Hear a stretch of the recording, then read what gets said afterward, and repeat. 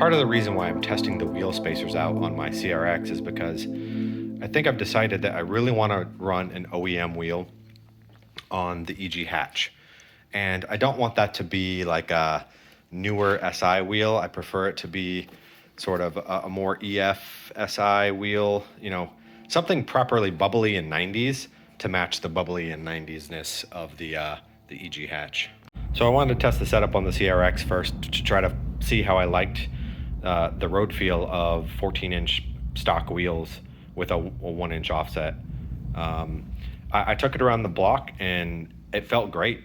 It actually made it feel like I was driving a slightly bigger car with that sort of wider wheelbase. So it's been raining here for about the last month, and while it's been raining, I haven't been able to do much on the car. It's been locked up in the garage because my windshield has a leak, and the driver footwell will fill up with water if I'm not careful and leave it out too long. So it's been kind of locked away.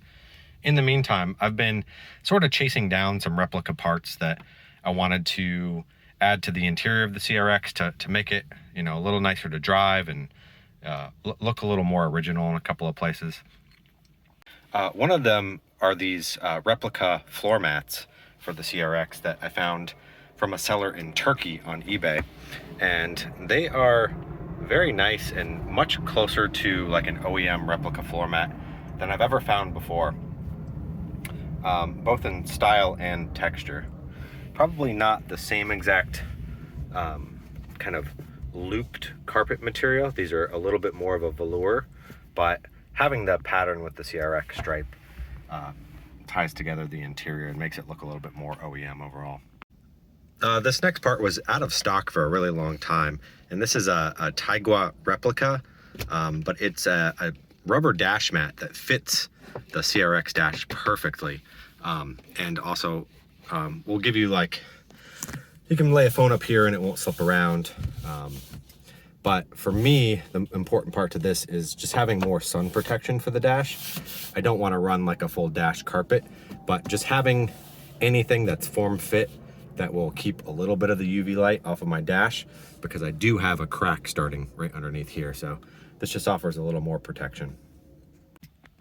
I really wanted to run an OEM radio, but the sound quality just wasn't there for me. And I had a tape deck that I was enjoying listening to actual tapes with.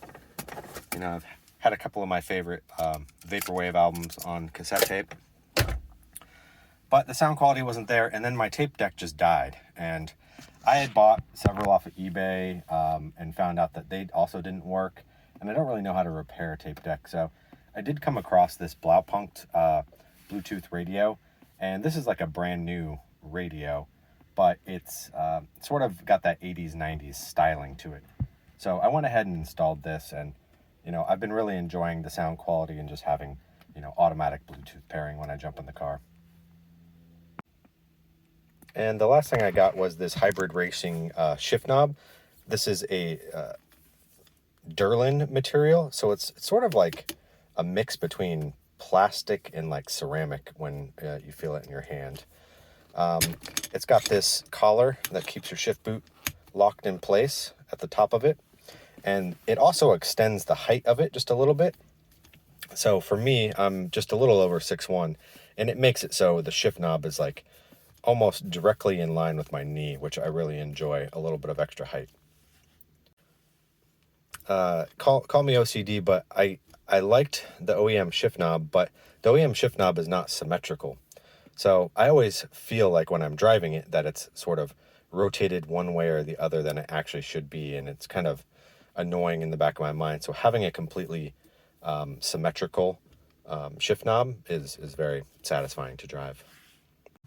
I did find that with extending the height of the shift knob with this hybrid racing setup is that my OEM shift boot would not connect.